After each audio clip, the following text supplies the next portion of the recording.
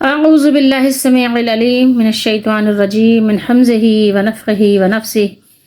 بسم الله الرحمن الرحيم. ربي يسر ولا تعسر وتمم بالخير ربي زدني علما.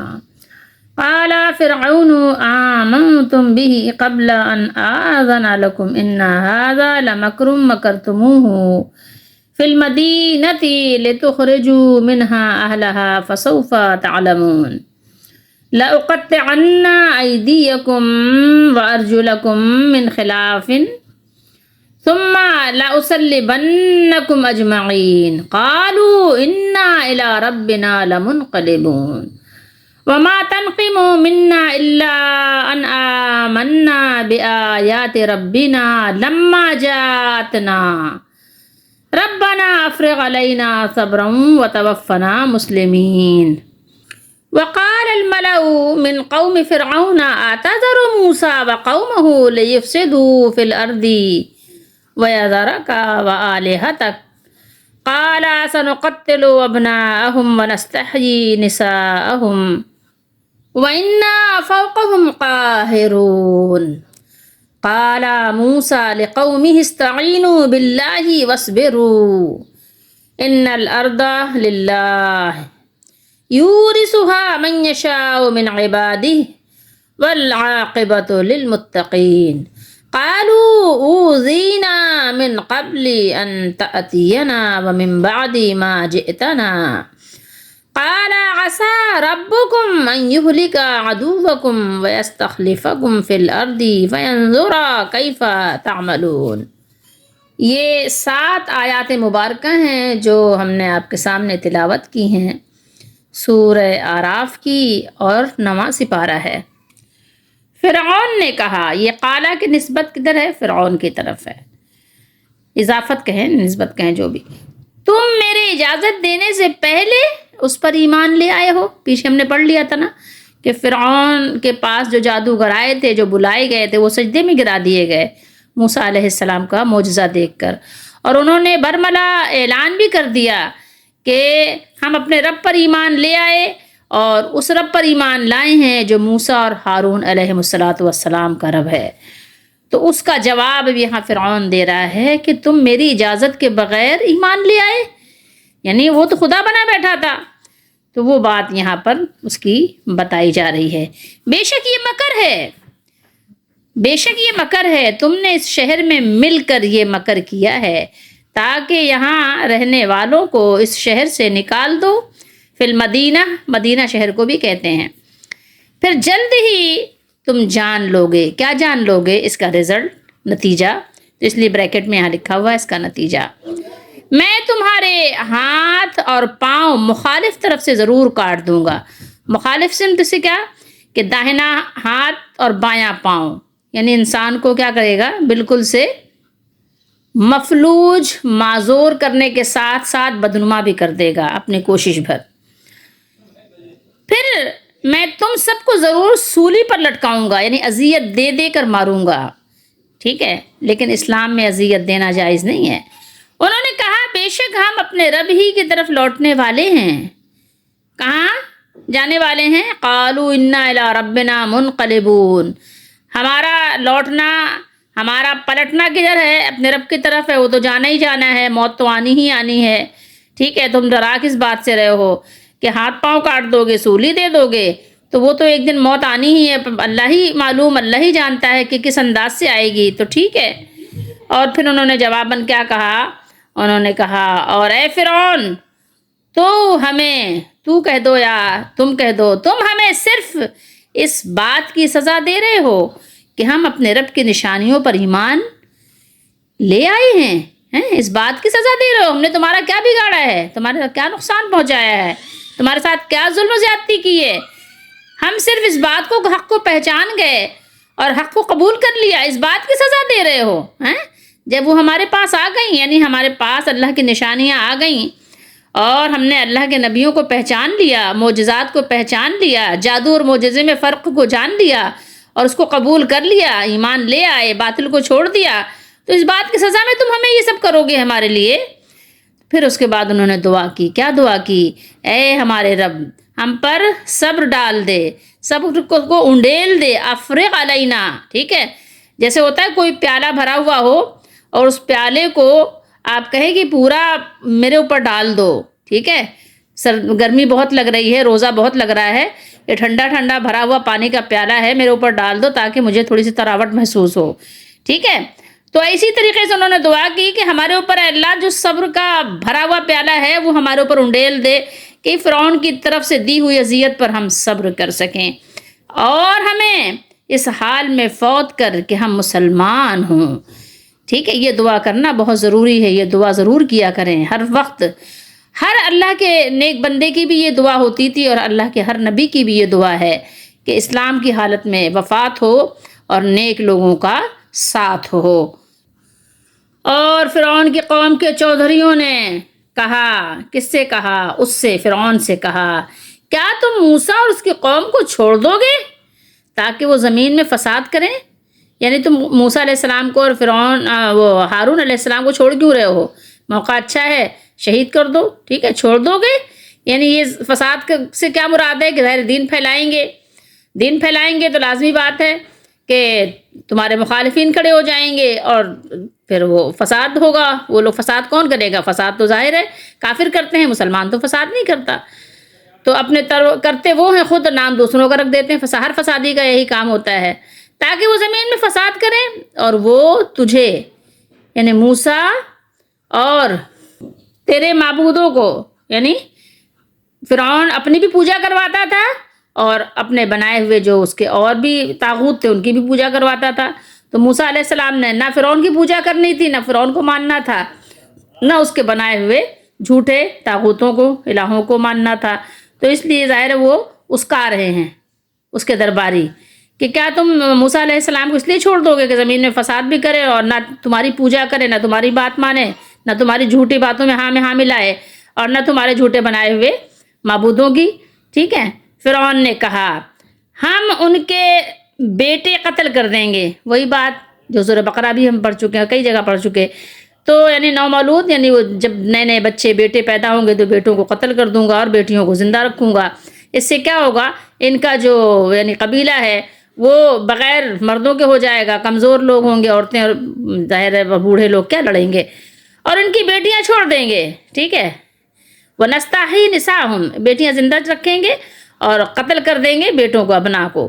اور بے شک ہم ان پر پورا غلبہ رکھتے ہیں. ٹھیک ہے، یعنی اختیار تو ہمارا ہے، ہم تو با اختیار لوگ ہیں، ہمارے اوپر ان کا قابو نہیں، ہمارا تو پورا قابو ہے ان کے اوپر، ہم سے بچ جائیں گے کہاں. تو اللہ تعالیٰ نے اس طرح سے موسیٰ علیہ السلام کی حفاظت فرمائی اور ہارون علیہ السلام کی حفاظت فرمائی کہ اس کو اپنے اوپر ناز، اپنی طاقت پہ ناز اور غرور تھا. موسیٰ علیہ السلام پر اس نے ہاتھ نہیں ڈالا. موسیٰ نے اپنی قوم سے کہا تم اللہ سے مدد مانگو اور صبر کرو. ٹھیک ہے، موسیٰ علیہ السلام نے کیا کہا؟ مجھ سے مدد مانگو نہیں کہا کہ نبی سے مدد مانگو. کیا کہا؟ قال موسیٰ لقومہ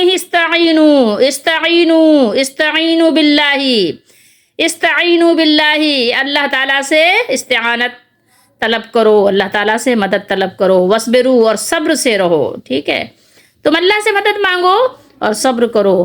بے شک زمین تو اللہ ہی کی ہے، وہ اپنے بندوں میں سے جسے چاہتا ہے اس کا وارث بناتا ہے. ٹھیک ہے، یورثھا، وارث بنا دیتا ہے کس کا؟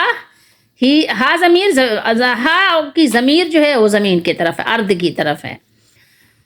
اچھا انجام تو کس کا ہے؟ اچھا انجام والعاقبۃ للمتقین، متقیوں کا ہے. اچھا انجام تو متقیوں کا ہے، یعنی پرہیزگار ترجمہ ہے یہاں پہ، پرہیزگاروں ہی کے لیے ہے، یعنی خاص ہے، صرف پرہیزگاروں ہی کے لیے اچھا انجام ہے، ادروائز کسی کے لیے نہیں ہے. انہوں نے کہا، کس سے کہا؟ موسیٰ سے، تو اس لیے بریکٹ میں ہے. ہمارے پاس تمہارے آنے سے پہلے، یہ موسیٰ علیہ السلام کی قوم نے جو بیچارے غلام کی حیثیت سے جی رہے تھے، انہوں نے بطور کہنا چاہیے کہ ایک التجا یا بطور شکایت یہ بات انہوں نے کہی کہ موسیٰ علیہ السلام ہم تو ہمارے پاس آپ جب تشریف لائے آپ کے آنے سے پہلے بھی تکلیفیں دی گئی ہم کو، ہم تکلیفوں میں تھے، اوزینا، اذیت دی گئی ہم کو.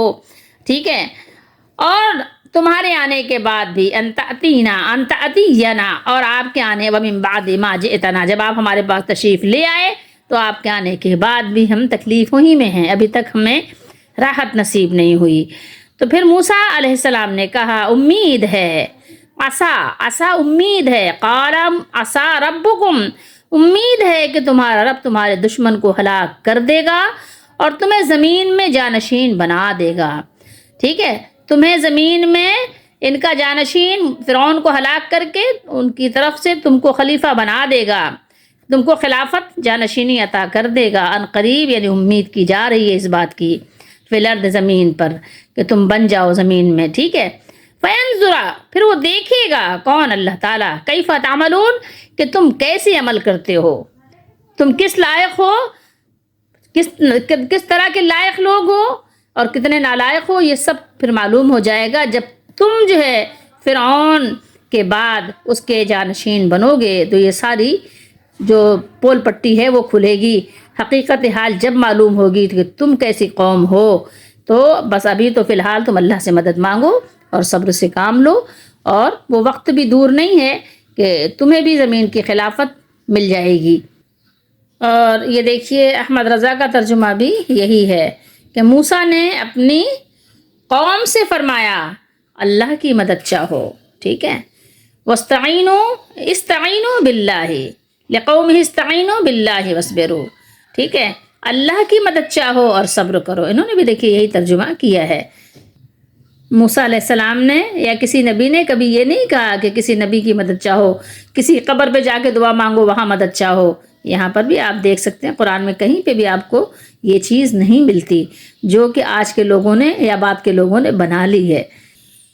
ان آیات پہ آپ غور کریں تو آپ کو معلوم ہوگا، اندازہ لگے گا کہ فرعون کا مزاج بھی ایسا ہی تھا جیسے آج کل کے پیروں کا مزاج ہے۔ پیر بھی کہتے ہیں نا کہ بس جو میں نے کہہ دیا سو کہہ دیا، میرے حکم کے بغیر، میری اجازت کے بغیر آپ کچھ بھی نہیں کہہ سکتے، آپ کو میرا ہی تصور کرنا ہے اور میری ہی بس بات ماننی ہے، اور میرے یعنی کہنا حکم کے سامنے سر جھکا دینا ہے اور مجھ سے نیچے بیٹھنا ہے اور میرا ہاتھ چومنا ہے اور میرا پاؤں دبانا ہے اور میری خدمت میں زندگی گزار دینی ہے آپ نے۔ تو بس فرعون کا مزاج بھی یہی تھا جیسے آج کے پیروں کا مزاج ہے۔ اگر آپ دیکھنا چاہتے ہو نا تو آج کل کے پیروں کو دیکھ لیں اور پھر فرعون کا آپ جو قرآن نے جو تاریخ بیان کی ہے اس کا واقعہ پڑھ لیں تو کافی حد تک آپ کو اس سے یعنی آئیڈیا ہو جائے گا۔ بہرحال تو فرعون نے یہاں پر کیا بات کہی، قالا فرعون آمنتم بہ، یعنی میری اجازت سے پہلے تمہیں کوئی حق ہی نہیں تھا کہ تم موسیٰ کی برتری اور کامرانی کا اعلان کرتے ہیں اور اس پر ایمان لے آتے، مان لیتے اس کی بات کو۔ تو آپ دیکھیں کہ ہر متکبر، سرکش، باغی یہی چاہتا ہے کہ لوگ اس کی ہاں میں ہاں ملائیں، اور جو کچھ وہ کہے بس اسے کیسے مان لیں، بالکل بغیر چوں چرا کے آنکھ بند کر کے مان لیں۔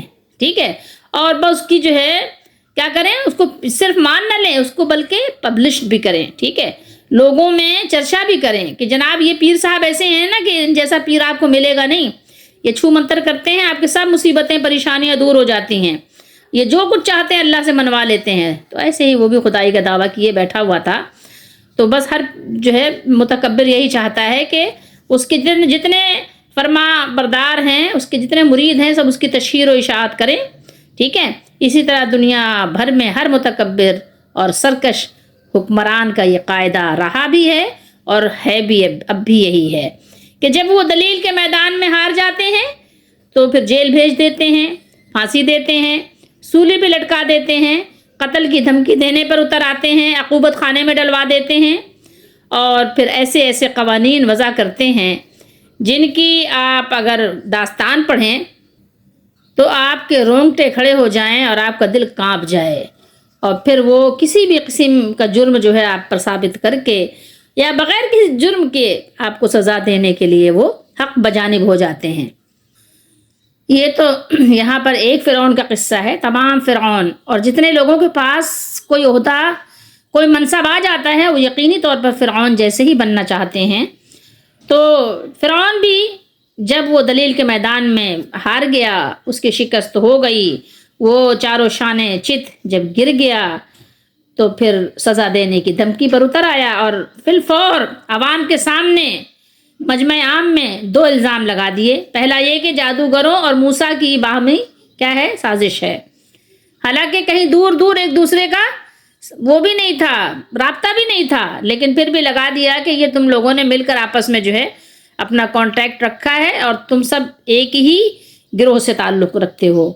اور دوسرا الزام یہ لگایا کہ یہ لوگ اس سازش کے ذریعے سے مصر کے جو شہری ہیں ان کو ان کے ملک سے دور کرنا چاہتے ہیں، ملک بدر کر کے حکومت پر قبضہ جمانا چاہتے ہیں، حکومت کے ساتھ بغاوت کرنا چاہتے ہیں. اس لیے اس نے یہ کہہ کر دھمکی کو یقینی بنایا، فسوف تعلمون، کہ سو تم جلد جان لوگے، بہت جلد تم کو معلوم ہو جائے گا. دھمکی دی یہ کہہ کر، اور پھر اس دھمکی کی وضاحت بھی سنا دی کہ کیا کرے گا، کیا وہ کیا کرنے والا ہے تم لوگوں کے ساتھ جو تم جو ہے بغیر اجازت کے ایمان لائے ہو. اس نے اعلان کیا دردناک سزا کا. کیا اعلان کیا؟ لأقطعن، قطع آپ اردو میں بھی بولتے ہیں نا، قطع تعلق، کاٹنا پیٹنا، یہ جیسے رشتوں کو کاٹ دینا، رشتوں کو توڑ دینا. تو بڑی دردناک سزا کا اس نے اعلان کیا. اور کتنی دردناک سزا ہے جس کی وہ ان پاک بازوں کو دھمکی دے رہا ہے. ایک طرف کا ہاتھ دوسری طرف کا پاؤں کاٹ کر زندہ سولی پر لٹکا دینا تاکہ تڑپ تڑپ کر سسک کر دم توڑو. ٹھیک ہے. ایک محاورہ آپ نے سنا ہوگا نا، کھسیانی بلی کھمبا نوچے، ہے نا، جب یا کہیں کہ انگور کھٹے تو کون کھائے. تو اس طرح کی یعنی بات ہے کہ جب کچھ نہیں ملتا تو پھر کیا کرے. اب جو ہے ظاہر ہے اپنے آپ کو صحیح ثابت کرنے کے لیے یہ ساری جو ہے وہ حماقتیں کر رہا ہے. مقابلے کے میدان میں شکست اس کو ظاہر ہے بہت ہی زیادہ اس پر گرا گزری. تو اس کے لیے وہی کیا کم تھی کہ ایک طرف تو ابھی وہ شکست ہو گئی اور دوسری طرف جادوگروں کے مسلمان ہونے کا اعلان سن کر اس کی کمر جو ہے وہ ٹوٹ گئی. اب وہ ظاہر ہے پاگل ہو گیا، جیسے پاگل نہیں ہوتے، پاگلوں کی طرح اول فول بکنا شروع ہو گیا. لیکن آپ کو پتہ ہے کہ ایسے لوگ بڑے مکار بھی ہوتے ہیں، ذہین و فتین ہوتے ہیں، لیکن اپنے ذہن کو کس میں استعمال کرتے ہیں؟ صرف مکر و فریب کے لیے، 420 کے لیے استعمال کرتے ہیں. لیکن جو دوسری قسم کے ذہین ہیں، عقل والے، وہ اپنے ذہن کو آخرت کے لیے استعمال کرتے ہیں. دونوں ذہنوں میں بڑا فرق ہوتا ہے. 2 قسم کے ذہین ہوتے ہیں، لیکن ایک کا سارا زور دنیا پہ صرف ہو جاتا ہے اور ایک کا سارا زور اپنی آخرت کو بنانے پہ خرچ ہو جاتا ہے. تو فرعون بھی ظاہر ہے اپنی ذہانت کی بنیاد پر ہی سب کو بے وقوف بنایا ہوا تھا. اس نے تو ذہین تو تھا، وہ حالات کی نزاکت کو فوراً بھاگ گیا. جادوگروں کو خطاب کرتے ہوئے فوراً بول اٹھا، اچھا معلوم ہو گیا تم بھی اسی باغی گروہ سے تعلق رکھتے ہو، اسی باغی گروہ کے تم افراد ہو جن کا سرغنہ موسیٰ علیہ السلام ہے، اور تم سب نے مل کر ہماری حکومت کا تختہ الٹنے کے لیے یہ سارا کچھ جو ہے یعنی جال بچھا رکھا ہے. ذرا ٹھہرو، ابھی تمہیں اس مکر و فریب کا مزہ چکھاتا ہوں، بتاتا ہوں. لا اسلبنکم، یہ لام جو ہے تاکید کے لیے ہے. ٹھیک ہے. اچھا، سلیب آپ اردو میں پڑھتے ہوں گے نا، یہ سلیب سولی سے ہے. اچھا، عمومی طور بھی اچھا یہ جو ہے اس نے جو باتیں کہی ہیں نا بہت یعنی تاکید کے ساتھ کہی ہیں. شروع میں بھی لام ہے، آخر میں بھی نون مشدد ثقیلہ ہے.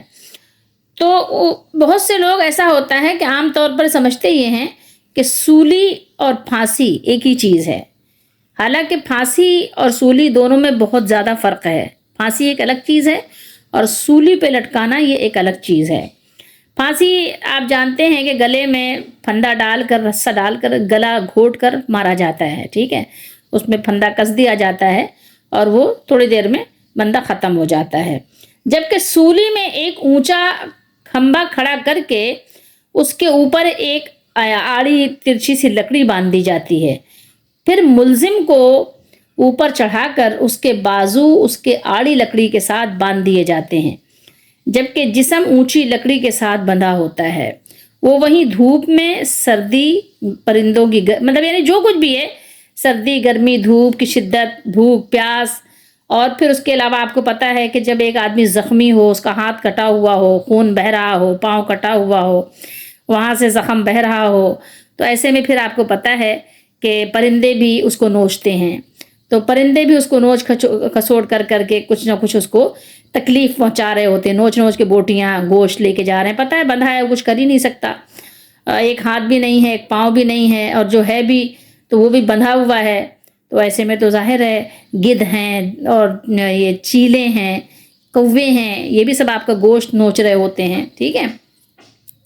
اور پھر اس کے بعد نیچے سے کیا کیا جاتا ہے، تیروں اور نیزوں سے مطلب اس کو جو ہے زخم لگایا جاتا ہے، ٹھیک ہے، اس کو مارا جاتا ہے، اور وہ بیچارہ اسی طریقے سے سسک سسک کر تڑپ تڑپ کر دنیا سے رخصت ہو جاتا ہے۔ اسی لیے آپ سورہ طٰہٰ میں آیت نمبر 7 میں پڑھیں گے کہ یہ میں نے بتایا نا کہ یہ واقعہ جو ہے نا مختلف جگہوں پہ ہے جو اللہ نے بیان کیا ہے، کہ اس نے کہا تھا میں تمہیں ہر صورت کھجور کے تنوں پر بری طرح سولی دوں گا، یہ یعنی پھانسی سے کہیں زیادہ خوفناک سزا ہے۔ کہا جاتا ہے کہ سب سے پہلے فرعون نے سولی دینے کی رسم کو ایجاد کیا، اور ہاتھ پاؤں کاٹنے کی رسم بھی فرعون نے ہی ایجاد کی تھی۔ فرعون کے بارے میں اللہ تعالیٰ نے سورہ زخرف میں فرمایا ہے کہ فرعون نے اپنی قوم کی عقل مار دی اور انہوں نے اس کی بات مان لی۔ فرعون کی قوم کائنات کے تمام لوگوں سے زیادہ جاہل اور گمراہ تھی۔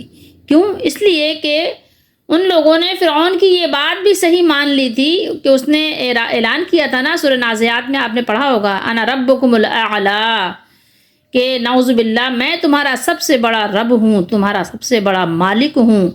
تو ان لوگوں نے فرعون کی یہ بات بھی مان لی تھی، یعنی اتنے بڑے جاہل تھے کہ فرعون کو رب مان لیا تھا، فرعون کو اپنا مالک مان لیا تھا۔ اب اس سے بڑی جہالت اور کیا ہوگی کہ ایک شخص، ایک آدمی، عام سا آدمی جو کھانے پینے کا محتاج بھی ہے، جو بیمار آزار بھی ہوتا ہے، جس کو ہر طرح کی ضرورتیں لاحق ہوتی ہیں، وہ کسی کے سامنے جا کر کہے کہ میں تمہارا رب ہوں اور وہ اس کو مان بھی لے، تو جتنا بڑا جاہل وہ کہنے والا ہے اس سے بڑا جاہل اس کو ماننے والا بھی ہے۔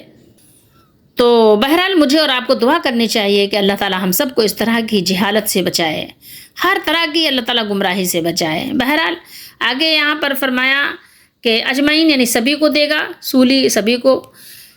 اب یہاں پر وہ لوگ جو ایمان لے آئے تھے، جو جادوگر بن کر آئے تھے لیکن مومن بن گئے، ان لوگوں نے کیا کہا؟ ان لوگوں نے جواباً کہا انا الی ربنا منقلبون، بے شک ہم تو اپنے رب کی طرف لوٹ کر جانے والے ہیں، ہمیں یہ یقین ہو گیا ہے کہ ہم نے ایک دن اپنے رب کی طرف لوٹ کر جانا ہے، اور ہمارے رب کا جو عذاب ہے اگر اس کو نہ مانا، اس پر ایمان نہ لائے، تو اس کا عذاب تیرے عذاب سے زیادہ سخت ہوگا، اور تو ہمیں جس چیز کی دعوت دے رہا ہے اور جس جادو پر مجبور کر رہا ہے، اس پر اس کی سزا جو تم ہمیں دو گے، جو تمہاری سزائیں ہمیں ملیں گی، اللہ کی سزا اس سے زیادہ شدید ہوگی، لہٰذا آج ہم تیرے عذاب کو صبر کے ساتھ برداشت کر لیں گے تاکہ کل قیامت کے دن اللہ تعالیٰ کے عذاب سے بچ جائیں، اللہ کے عذاب سے حفاظت ہو جائے۔ اس لیے آج کا عذاب ہمارے لیے ہلکا ہے۔ آج کا عذاب، دنیا کا عذاب ہلکا کیوں ہے، کیوں کر ہے اور کیسے ہے؟ اس لیے کہ تھوڑی دیر کا ہے، تھوڑی دیر میں ختم ہو جائے گا، یہ دوام نہیں ہے، اس کو دوام حاصل نہیں ہے، یہ ناپائیدار ہے۔ یہاں کی خوشی بھی عارضی ہے، یہاں کا دکھ عذاب بھی عارضی ہے، لیکن آخرت کا نہ دکھ عارضی ہے اور نہ وہاں کی خوشی عارضی ہے، دکھ سکھ وہاں کے کیا ہیں، دائمی ہیں۔ تو اس لیے ان لوگوں نے کہا کہ موت سے تو کسی حال میں چھٹکارا نہیں ہے، وہ کسی نہ کسی شکل میں ضرور آنی ہے، جس طرح سے بھی آئے، آسان موت آئے یا مشکل آئے۔ اگر ہمارے قسمت میں یہی لکھا ہے کہ ہمارا خاتمہ سولی پر ہو تو ہمیں ٹھیک ہے، منظور ہے، تم ہمیں سولی دو، سولی پہ لٹکا دو۔ دنیا کے عذاب سے بھی اللہ کی پناہ مانگنی چاہیے، کیونکہ دنیا کا عذاب بھی بسا اوقات ایمان کا بڑا امتحان لے لیتی ہے، کبھی کبھی انسان ایمان سے بھی چلا جاتا ہے، لیکن یہ ہے کہ جو ایمان والے مضبوط ہوتے ہیں نا، تو وہ اللہ کو راضی کرنے کے لیے اور آخرت کے عذاب سے اپنے آپ کو بچانے کے لیے یہ دنیا کی تکلیفیں بھی خوشی کے ساتھ برداشت کر لیتے ہیں، صبر و تحمل کے ساتھ سولی پہ چڑھ جاتے ہیں، ٹھیک ہے، پھر وہ پرواہ نہیں کرتے۔ اسی طریقے سے انہوں نے بھی کہا کہ تم ہمیں جو چاہو سزا دو، ٹھیک ہے، سولی پہ لٹکاؤ، ہمیں منظور ہے، ٹھیک ہے، ہمیں اس کی کوئی پرواہ نہیں ہے۔ ہمیں پرواہ اگر ہے تو کس چیز کی ہے کہ ہمارا خاتمہ ایمان پر ہو، ٹھیک ہے، انہوں نے کہا وما تنقموا منا الا ان آمنا. یہ باب دربا سے نقما دربا یدربو نقما ینقمو، اور انتقما کیا مطلب ہے؟ نقما منہ انتقما بدلہ لینا، سزا دینا. ٹھیک ہے، یعنی کسی شے سے بہت زیادہ نفرت اور کراہت. فرعون کو اپنی یعنی کہنا چاہیے سرداری اور اپنی حکومت کے لالچ نے بالکل یعنی لالچی اور فریبی دھوکے باز بنا دیا تھا. تو ان کو ان ایمان والوں سے جو جادو بن کر آئے تھے، مومن بن گئے، ان سے بھی ایک نفرت والا معاملہ ہو گیا. اپنی حکومت کو، اپنی سرداری کو، اپنی دنیاوی جھوٹی عزت کو بچانے کے لیے نفرت آمیز سلوک کرنے کا جب اعلان کیا تو ان بزرگوں نے کیا فرمایا کہ ہمارا کیا گناہ ہے، ہم نے کیا جرم کیا ہے، ہمارا کون سا ایسا گناہ ہے جو تم کو اتنا برا لگ گیا کہ تم اتنی نفرت آمیز باتیں کر رہے ہو؟ صرف یہی نا کہ ہم اپنے رب پر ایمان لے آئے ہیں. حقیقت یہ ہے کہ کسی فن کو جتنا اس فن والا جانتا ہے کوئی دوسرا تو نہیں جان سکتا. تو ان جادوگروں نے جب موسیٰ علیہ السلام کے معجزے کو دیکھا تو فوراً سمجھ گئے کہ یہ ہرگز جادو نہیں ہو سکتا، بلکہ یہ سراسر اللہ تعالیٰ کی طرف سے معجزہ ہے. اس لیے وہ فوراً ایمان لے آئے، کیونکہ ان کے اندر حق قبول کرنے کی صلاحیتیں تھیں اور ان کے ایمان میں اس قدر پختگی تھی کہ انہوں نے جان تک کی پرواہ نہیں کی، بلکہ اللہ تعالیٰ سے صبر و استقامت اور ایمان پر، اسلام پر موت کی دعا کی. اللہ تعالیٰ نے یہاں پر ان لوگوں کے جو دعاؤں کے جو الفاظ ہیں یہاں پر وہ بھی بیان فرمائے. ربنا، دیکھیے یہاں پر ان لوگوں نے بھی جو دعائیں شروع کی تو کہاں سے شروع کی؟ ربنا، اے ہمارے رب. ٹھیک ہے، اے ہمارے رب، اے ہمارے پالن ہار. یہاں بھی دیکھیے انہوں نے موسیٰ علیہ السلام کا یا ہارون علیہ السلام کو وسیلہ نہیں دیا کہ موسیٰ علیہ السلام کے وسیلے سے ہماری دعا قبول فرما. نہیں، سیدھے انہوں نے ڈائریکٹ اپنے رب کو پکارا جس پر وہ ایمان لائے تھے، جس کے ذریعے سے ایمان لائے تھے اس کو نہیں پکارا، موسیٰ علیہ السلام کو نہیں پکارا. موسیٰ علیہ السلام کی فرمانبرداری کرنی تھی، ان سے محبت کرنی تھی، ان کی بات ماننی تھی، لیکن ان سے دعا نہیں مانگنی تھی. اس لیے انہوں نے مانگا کس سے؟ اپنے رب سے مانگا. کیا مانگا؟ ربنا افرغ علینا. تو دیکھیے انہوں نے دعا کی، کس کی دعا کی؟ ہم پر صبر و استقامت کے دہانے کھول دے. ٹھیک ہے، یعنی ہم کو اس قدر صبر و استقامت عطا فرما کہ ہم آپ کے دین پر ثابت قدم رہ سکیں، اور ہمیں اسلام کی حالت میں ہی فوت کرنا کہ ہم آپ کے نبی حضرت موسیٰ علیہ السلام کی اتباع کرنے والے ہوں. ٹھیک ہے، آپ غور کریں، الفاظ پر ذرا غور کریں. اور یہ دعا جو ہے اس کی تفصیلی یعنی جو انداز ہے وہ آپ کو سورۃ طٰہٰ میں ملیں گے انشاءاللہ. یہاں پر مجھے اور آپ کو بھی اپنے لیے دعا کرنی چاہیے کہ اللہ تعالیٰ ہر حال میں ہمیں ایمان پر ثابت رکھے اور ہر حال میں ہمیں ایمان اور اسلام پر موت دیجیے گا. ٹھیک ہے، وتوفنا، ہماری وفات ہو کس طرح سے؟ مسلمین، مسلمان، حالت اسلام میں، حالت ایمان میں ہمارا خاتمہ ہو. قرآن پڑھتے رہیے اور اپنے لیے دعا کرتے رہیے. اس کے بعد دیکھیے کہ جو فرعون کے دربار کے درباری جو تھے، جو وہ تھے کیا کہنا چاہیے کہ مشیر تھے، جو وزیر تھے، جو بڑے بڑے عہدوں پہ تھے، سردار تھے. سردار بولے قوم، اس کے دربار کے درباری سردار بولے فرعون سے، آتذر موسیٰ وقومہ. ٹھیک ہے، کیا کہا انہوں نے؟ اکسایا یہاں پر. ٹھیک ہے، قوم نے اکسایا فرعون کو. کس لیے اکسایا؟ کہ ان کے اندر ظاہر ہے فرعون اور اس کے سرداروں نے جس چیز پر اتفاق کیا وہ یہ تھا کہ ان کے دلوں میں اصل میں موسیٰ علیہ السلام اور موسیٰ علیہ السلام کے ماننے والوں کی طرف سے نفرت تھی، بغض تھا. کیوں تھا؟ اس لیے کہ ان کو ڈر تھا کہ کہیں ایسا نہ ہو کہ ہمارے جو ماننے والے ہیں یہ اللہ پر ایمان لے آئے اور ہماری حکومت چھن جائے. کیونکہ ظاہر نبی کسی کا فرما بردار نہیں ہوتا، نبی کی فرما برداری کی جاتی ہے. تو جب موسیٰ علیہ السلام نبی ہیں تو ظاہر ہے پھر موسیٰ علیہ السلام کی بات مجھے ماننی پڑے گی. ٹھیک ہے، میں موسیٰ علیہ السلام کو اپنی بات نہیں منوا سکتا. تو لازمی بات ہے کہ اس کو اپنی جھوٹی انا، ایگو کو تسکین دینے کے لیے اپنی بات کو تو اوپر رکھنا تھا، اور اپنی بات اوپر رکھنا تھا تو لازمی بات ہے کہ پھر اپنے سامنے والے سے جو اپوزٹ ہے اس کا، تو پھر اس سے تو اس کو نفرت تھی ہی، تو اس کو بھی تھی، اور ظاہر جو سردار تھے وہ بھی تو اپنے اپنے قوم کے لیے بہت بڑے تھے نا، کہیں نہ کہیں تو ان کا بھی سکہ چلتا ہی تھا نا، فرعون کا سکہ سب پر چلتا تھا، لیکن باقی جیسے بتاتے ہیں نا کہ ایک بڑا ہوتا ہے، ایک بڑا ہے، اور اس کا چھوٹے چھوٹے ہوتے تو بہت ہوتے ہیں نا، تو ہر علاقے کا جو عہدے دار ہے وہ اپنے علاقے میں تو بڑا ہے نا، تو ظاہر ہے اپنے علاقے کا تو وہ خدا بنا بیٹھا ہوتا ہے، ہر علاقے میں آپ کو دیکھیں گے تو کچھ نہ کچھ خدا نظر آئیں گے جو خدا بنے بیٹھے ہوتے ہیں۔ تو بہرحال جو یہ لوگ تھے آپ کے درباری سردار، انہوں نے اکسایا فرعون کو، کہیں ایسا نہ اس کے جذبات ٹھنڈے ہو جائیں، اس کو اور جنونی بنانے کے لیے اکسانا شروع کیا کہ کیا تم چھوڑ دو گے موسیٰ علیہ السلام کو کہ وہ زمین میں فساد پھیلائے، لیفسدوا فی الارض، تاکہ وہ زمین پہ فساد پھیلائے، تو کیا تم اس لیے چھوڑ دو گے زمین میں خرابی کریں؟ اور خرابی کیا تھی ان کے نزدیک؟ کہ ظاہر ہے جو تمہاری رعایا ہے، جو تمہاری یعنی فرما بردار ہے، جو جاہل لوگ ہیں، جو تمہاری تصویروں کی بھی پوجا کر رہے ہیں، تمہاری تصویروں کو بھی چوما چاٹی کر رہے ہیں، تمہارا مجسمہ بنا کر بھی اپنے گھروں میں رکھا ہوا ہے، اور تمہاری بات کے آگے کہیں پر نہ اف بھی نہیں کرتے۔ اعتذر موسیٰ وقومہ، کیا کہا سردار جو تھے وہ کہنے لگے کہ کیا تم موسیٰ اور اس کی قوم کو چھوڑ دو گے تاکہ وہ زمین میں خرابی کریں، فساد کریں؟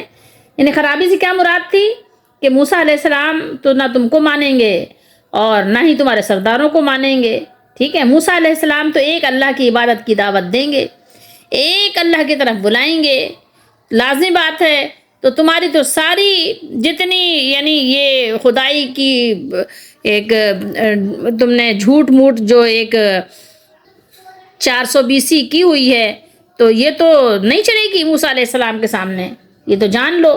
اب یہ چیز ان کے لیے خرابی کا باعث تھی، حالانکہ تعجب خیز بات یہ ہے کہ خرابی تو قوم کے لوگ اور وہ فرعون خود کر رہا تھا، لیکن ہمیشہ سے بات یہی ہے کہ جو لوگ خرابی کرتے ہیں وہ کبھی بھی خرابی کو اپنی طرف نہیں منسوب کرتے، کبھی بھی اپنے گریبان میں نہیں جھانکتے، بلکہ وہ جو اللہ کے نیک بندے ہوتے ہیں خرابی کو ان کی طرف منسوب کرتے ہیں، ٹھیک ہے؟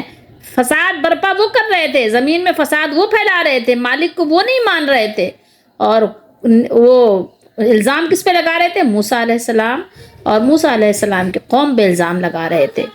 تو یہ بات انہوں نے اس لیے کہی کہ وَيَذَرَكَ وَآلِهَتَكَ، یعنی موسیٰ علیہ السلام تو تمہیں کبھی بھی مالک و مختار نہیں مانیں گے، نہ ہی تمہارے سرداروں کو مانیں گے، نہ ہی تمہارے مجسموں کو مانیں گے، نہ ہی تمہارے طاغوتوں کو مانیں گے، نہ ہی تمہارے قانونوں کو مانیں گے، کبھی بھی نہیں مانیں گے، ٹھیک ہے؟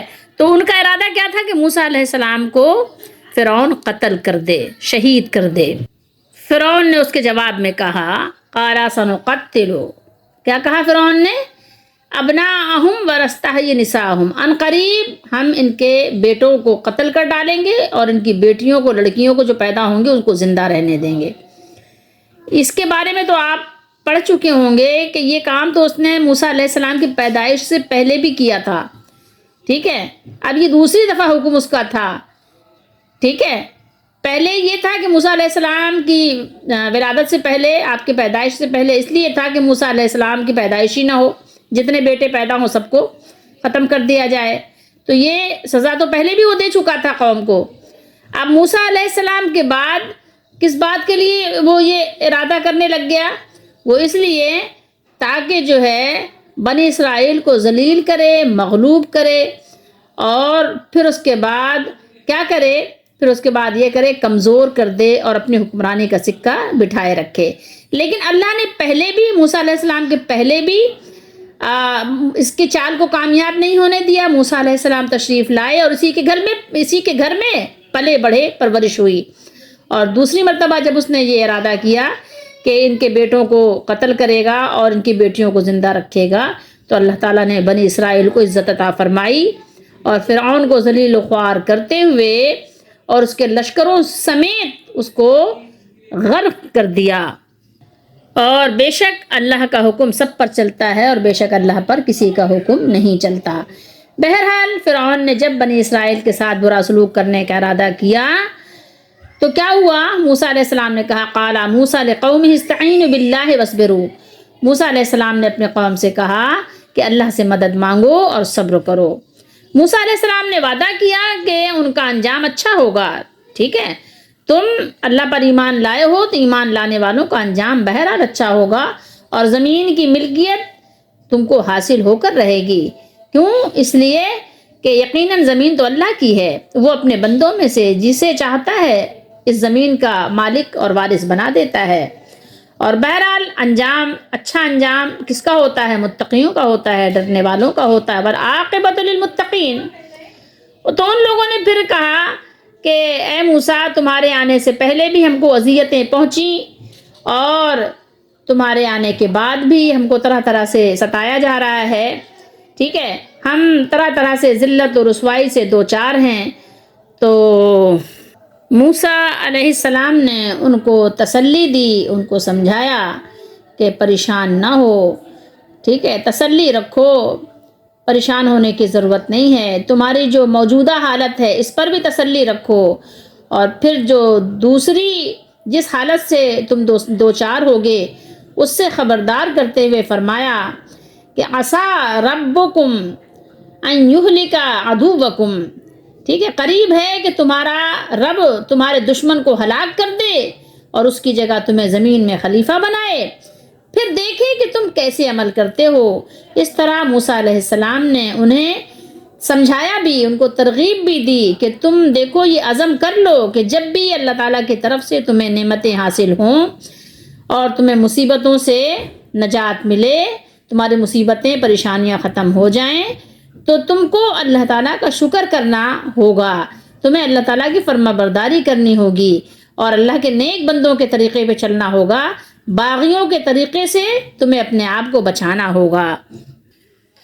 اب آپ ان آیات میں ذرا غور کریں تو آپ کو اندازہ ہوگا کہ یہ آیات ہمیں بتا رہی ہیں کہ ایمان والے جو ہوتے ہیں وہ بہت بہادر ہوتے ہیں، وہ اپنی ذاتی تکلیف سے، اپنی ذاتی امتحان سے کبھی بھی پھرتے نہیں ہیں، وہ ابراہیم علیہ السلام کے نقش قدم پر چلتے ہیں۔ اگر آپ غور کریں نا تو یہ ایمان والے جتنے بہادر جری ہوتے ہیں کوئی بھی قوم نہیں ہوتی، ایمان والوں کی بہادری کا کوئی مقابلہ نہیں کرتا۔ جب حق دل میں اتر جاتا ہے اور انسان کے رگو پے میں سما جاتا ہے، سرایت کر جاتا ہے، تو وہ انسان کو کیا سے کیا بنا دیتا ہے۔ آپ ان آیات سے اندازہ لگا سکتے ہیں جو آپ جادوگروں کے بارے میں پڑھ رہے ہیں، جب وہ صبح کے وقت کافر اور جادوگر تھے، دوپہر کے وقت وہ مومن ہو گئے، مومن صادق ہو گئے، اللہ کے نبی کے آپ کہہ سکتے ہیں کہ صحابی ہو گئے، حواری ہو گئے۔ آپ سوچئے تھوڑی دیر کے لیے، اور شام میں وہ شہادت حاصل کرنے کے لیے تیار ہو گئے۔ آپ غور تو کریں، اس واقعے سے ہمیں کیا پتہ چلتا ہے کہ جب انسان ضلالت کے گہرے میں، کھڈ میں گر جاتا ہے تو پھر نیک لوگوں کو، پارسا لوگوں کو تکلیفیں دینے میں اس کو خوشی محسوس ہوتی ہے۔ یہ تو نیک لوگ بن گئے تھے، لوگ تائب ہو گئے تھے، توبہ کر لیا تھا انہوں نے، لیکن ان کے یہ لوگ جو پہلے انہوں نے بلایا بھی تھا، پھر الزام لگا دیا۔ حالانکہ موسیٰ علیہ السلام کی اس سے پہلے جادوگروں سے کبھی ملاقات بھی نہیں ہوئی تھی، موسیٰ علیہ السلام تو مدین سے آئے تھے اور یہ لوگ مصر کے تھے، لیکن اس کے باوجود بھی الزام لگا دیا، مارنے کی دھمکیاں دیں اور طرح طرح سے اذیتیں دینے لگ گیا۔ لیکن آپ غور کیجئے کہ یہ ایمان والے جو تھے، جو ایمان لے آئے تھے اللہ کے نبی پر، انہوں نے کسی قسم یعنی کہنا چاہیے کہ چھپانے کی کوشش نہیں کی کہ اپنے ایمان کو کسی غلاف میں چھپا دیں، کوئی تقیہ کر لیں، نہیں، انہوں نے بس ایک سپاٹ سی بات کہہ دی کہ ٹھیک ہے، تم جو بھی چاہو کہو، لیکن ہم تو اب اس عرفہ و اعلیٰ مقام پر فائز ہو گئے ہیں کہ جو اللہ تعالیٰ نے ہمیں اپنے فضل سے عطا کر دیا ہے، اب ہم ڈرنے والے نہیں ہیں، تمہاری جو بھی دھمکی ہو، بڑی سے بڑی بھی دھمکی کی اب ہم پرواہ نہیں کریں گے، ٹھیک ہے، تم کتنے بھی سیخ پا ہوتے رہو، لیکن ہم تو اپنے رب سے ڈرتے ہیں کہ ایک دن ہمیں اپنے رب کے دربار میں حاضر ہونا ہے، اس کو حساب دینا ہے، اس کو منہ دکھانا ہے، ٹھیک ہے۔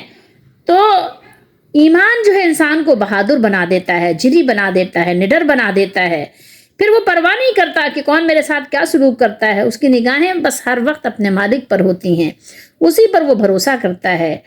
ایمان والا سچا ہوتا ہے، وہ بہت بہادر ہو جاتا ہے، اس کو شجاعت کی، صداقت کی دولت مل جاتی ہے، پھر وہ کسی مصلحت کو پیش نظر یا خاطر میں نہیں لاتا۔ ہمارے لیے بھی اس پہ یہاں پر یہ سبق ہے کہ کیا ہم بھی اپنا ایمان اسی طریقے سے اپنے مالک پر رکھتے ہیں؟ ہمارا ایمان ہے یا ہم خودرو مسلمان ہیں، پیدائشی، بس مسلمان پیدا ہو گئے، ہاں سنا تھا کہ ماں باپ بھی لا الہ الا اللہ پڑھتے تھے، اس کا کچھ تقاضا نہیں جانتے، بس لا الہ الا اللہ پر تکیہ کر لیا، اسی پہ تکیہ کیے بیٹھے ہوئے ہیں۔ اور ایک چیز اور یہاں پر مقام غور ہے، وہ ہمیں اور آپ کو غور کرنا چاہیے، اور اپنے آپ کو ان چیزوں سے بچانا بھی چاہیے، اور اپنے مالک کو راضی کرنے کے لیے، اس کی رضا کے لیے کام کرنا بھی چاہیے۔ یہاں پر موسیٰ علیہ السلام نے اپنی قوم سے کیا فرمایا تھا جب انہوں نے شکوہ کیا کہ ہم تو مطلب اذیت ہی اذیت میں ہیں، ہم جائیں تو کہاں جائیں، کریں تو کیا کریں، ہماری تو کالی رات ختم ہی نہیں ہو رہی ہے۔ تو موسیٰ علیہ السلام نے ان سے کہا تھا، قال عسى ربكم ان يهلك عدوكم ويستخلفكم في الارض فينظر كيف تعملون۔